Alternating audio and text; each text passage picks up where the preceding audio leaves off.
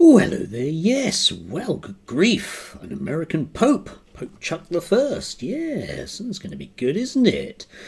Yeah, except, of course, those of us that have watched Conclave would be thinking, well, I'm not entirely convinced that money didn't change hands, bearing in mind what we know about all of these big things whereby people are placed in places and football games go to mysterious desert kingdoms. It does look a bit iffy to me.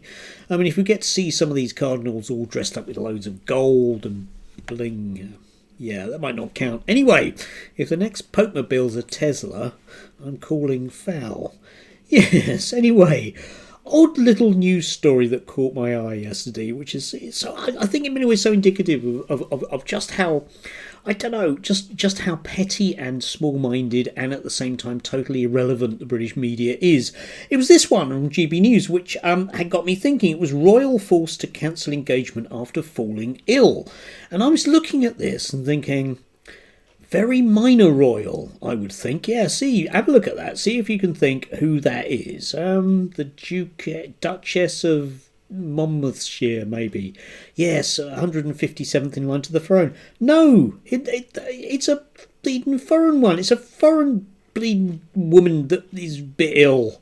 It's not a story. I'm sorry, GB News, you can't dress it up that way. But what is it? I mean, realistically, what is it with the British media? In particular, you know, the more kind of rabid end of the media, GB News, it said Talk TV and the Telegraph and the Mail, that just want to lay into certain royals. I mean, not Prince Andrew, of course, who probably has done an enormous amount to realistically warrant that. But, you know, Harry, I just don't want him. I mean, every single day there is at least one Harry story, and the recent sort of VE day has really given the newspapers the chance to stick the boot in. And I was amused by this, okay, which was from the Daily Mail, inevitably exclusive. Yes, gosh, no one else wants this. Most Brits say strip Harry and Meghan of their HRH titles after bombshell interview as backlash grows amid palace anger at BBC for failing to challenge Duke.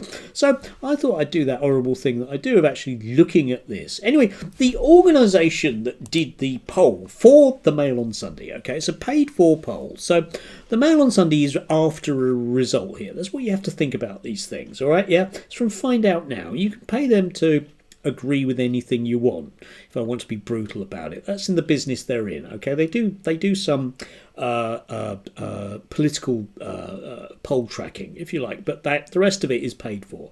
Anyway, the question, let's think about the question that people were asked, right? When Prince Harry and Meghan stepped down as working royals, they agreed to no longer use the title HRH. However, an incident with Meghan still using the title in private has recently been revealed. Do you think they should be formally stripped of their titles for breaking that agreement? Now, I don't know about you, but that's not just simply asking if they want to be stripped of their titles. It's asking people, with all this information we know about how evil they are, and yesterday, don't forget, Harry kicked that dog, whether that would be the case.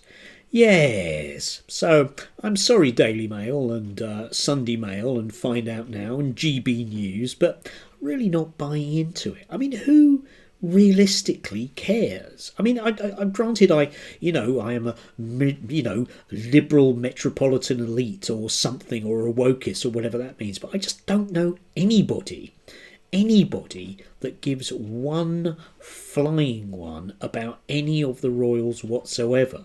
Yeah, I mean, think about when the Queen, when the King got cancer and everyone just went, all right, oh, it's a bit sad, isn't it? Whatever. Yeah, I mean, you could buy into the Queen.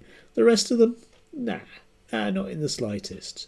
Anyway, do enjoy your new Pope. Don't forget, do pray for them, because that way they might last for more than 4 or 5 years. Be a good one, wouldn't it? Anyway, do have a lovely, well, thank God it's Friday. That's all I can say, thank God. It's been a stinker of a week. Still, I'm sure we'll have a survey about just how much of a stinker it is, with the question, everybody knows that Fridays are bad, they're all evil, and Osama bin Laden has it as his favourite day when he went to the mosque. Do you like Fridays?